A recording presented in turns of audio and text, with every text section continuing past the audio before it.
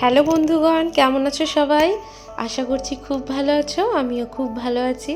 তোমরা তো জানোই আমরা এসেছি পাহাড়ে, এখন পাহাড়েই আছি। আর এখন আমি পাহাড় থেকেই বলছি। আর সেদিনে আমরা গিয়েছিলাম হচ্ছে রোপওয়ে রাইড করতে। আর এর আগে তোমরা দেখেছিলে আমরা টয় ট্রেনে রাইড করেছিলাম।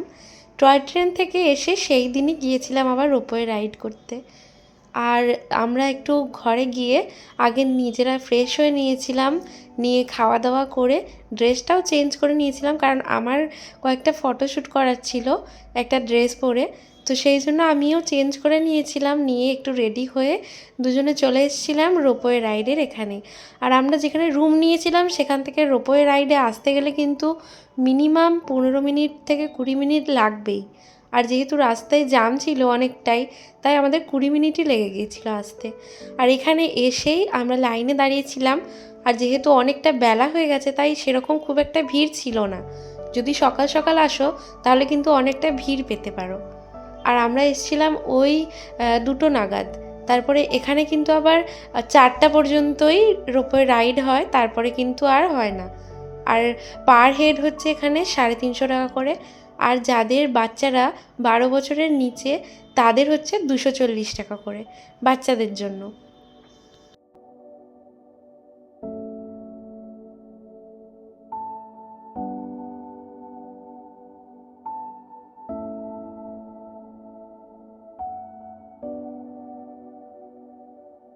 আমি এর আগে রোপওয়েতে অনেকবারই চেপেছি, তবে এত হাইটে কোনো দিন চাপিনি।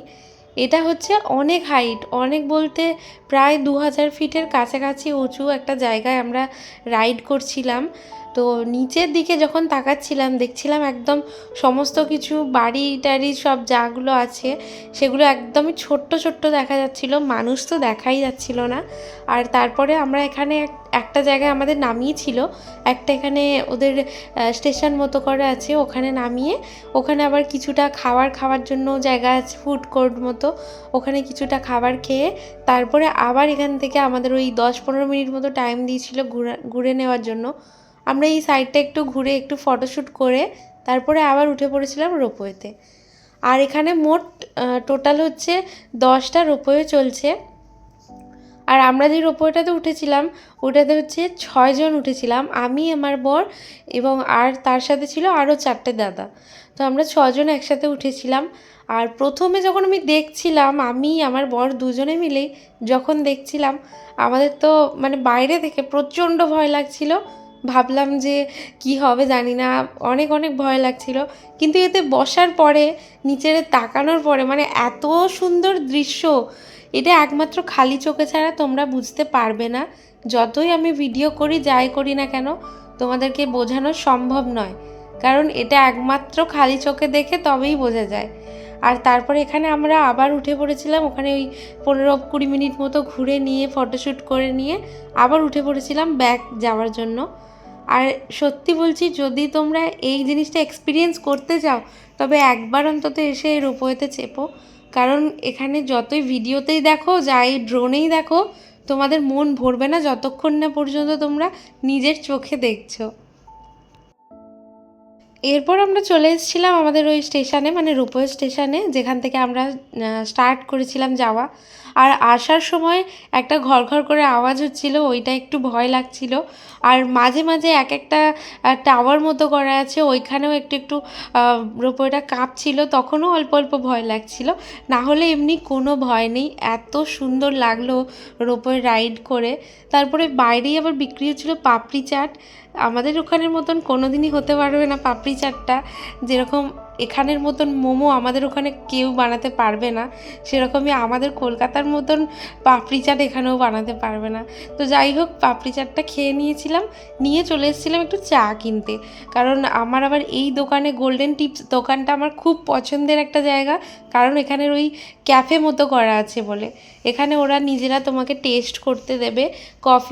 কফি পাওয়া যায় না, চা পাওয়া যায়। তো চাটা এখানে টেস্ট করতে দেবে, এবার তোমাদের যদি তার মধ্যে কোনো চা পছন্দ হয় তোমরা এর স্টোর থেকে কিনতে পারবে। আর আমরা এখানে 2টো চা নিয়েছিলাম, আর তার সাথে নিয়ে নিয়েছিলাম মোমো, স্টিম ভেজ মোমো। আমি ভেজ মোমোই খাই, বাইরে কোথাও গেলেই হোক বা যেখানেই হোক আমার ভেজ মোমোটাই খুবই প্রিয়। তো এখানে খাচ্ছিলাম আমরা দুজনে মিলে, তার সাথে নিয়ে নিয়েছিলাম দুটো চা, একদম গরম গরম কড়া চা, আর সেটাই আমরা এখানে খাচ্ছিলাম। তারপরে আর কি এই যে এখানে ঘুরছিলাম। আর হ্যাঁ, তোমাদের যে বললাম না এই গোল্ডেন টিপস যে দোকানটা আছে, মানে যে স্টোরটা আছে ওদের, ওটা হচ্ছে অনলাইনেও ওরা সেল করে চা। আর এর চা এতই ভালো, এত সুন্দরের ফ্লেভার, মানে যে একবার খাবে সে প্রেমে পড়ে যাবে। আমি এখান থেকে আগের বারে যখন এসেছিলাম তখনও এখান থেকেই নিয়ে গিয়েছিলাম, আর এবারে যখন এসেছি এবারেও নিয়ে যাচ্ছি।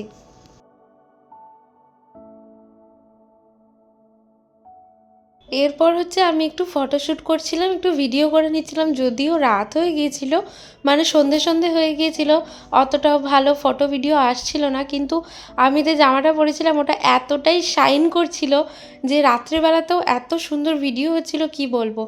আর তাই ওকে বললাম যে আমার একটু ভিডিও করে দাও, একটু ফটো তুলে দাও। আমার বরমশাই তাই করে দিচ্ছিল। এরপর ওখান থেকে আবার বেরিয়ে পড়েছিলাম আমাদের রুমে যাওয়ার উদ্দেশ্যে, কারণ সারাদিন প্রচুর ঘোরাঘুরি হয়েছে। তো এবার আমরা রুমে যাচ্ছি, চলো পরের ভিডিওতে দেখা হবে, টাটা।